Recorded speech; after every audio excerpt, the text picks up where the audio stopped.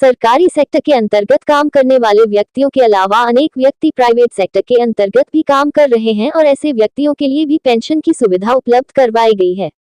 ये पेंशन की सुविधा ईपीएफओ की ईपीएस पेंशन है और यह प्राइवेट नौकरी करने वाले व्यक्तियों को प्रदान की जाती है।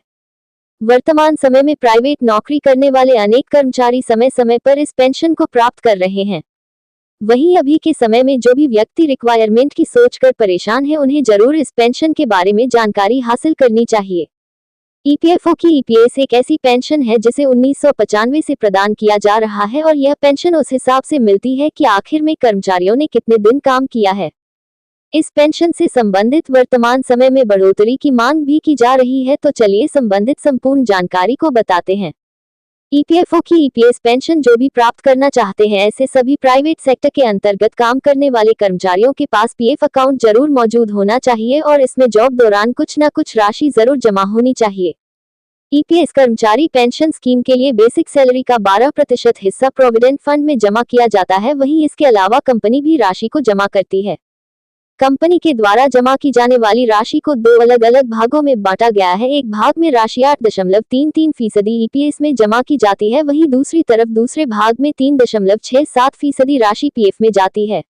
इस प्रकार कुल मिलाकर इस स्कीम के तहत राशि को जमा करके न्यूनतम 1000 रुपए की पेंशन प्राइवेट सेक्टर में काम करने वाले व्यक्तियों को प्रदान की जाती है। लेकिन महंगाई बहुत ही ज्यादा हो जाने की वजह से वर्तमान समय में इसमें बढ़ोतरी करने की मांग कर्मचारियों के द्वारा की जा रही है। कब और कितनी पेंशन मिलेगी?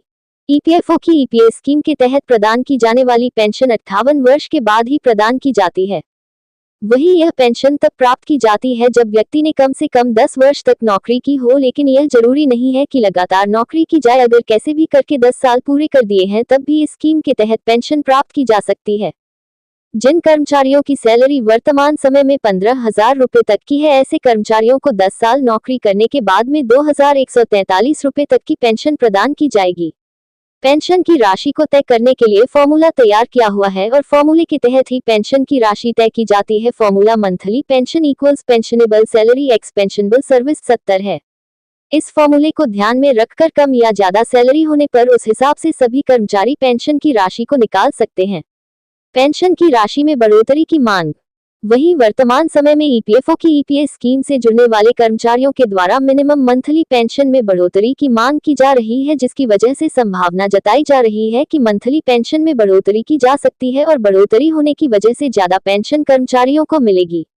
10 जनवरी 2025 को वित्त मंत्री सीतारमण की से ईपीएस 95 पेंशनर्स के प्रतिनिधि मंडल के द्वारा मुलाकात की गई और अनेक मांगे रखी गई थी, जिसमें न्यूनतम मासिक पेंशन को 7,500 करने की मांग की गई। इसके अलावा सभी पेंशन भोगी को मुफ्त चिकित्सा सुविधा मिले तथा इसके अलावा भी विभिन्न मांगे की गई, जिन्हें लेकर संभावना जताई जा रही है कि अगर मांगों को स्वीकार कर लिया जाता है और लागू कर दिया जाता है, तो ऐसी स्थिति में प्राइवेट सेक्टर के अंतर्गत नौकरी करने वाले कर्मचारियों को अच्छा फायदा मिल जाएगा।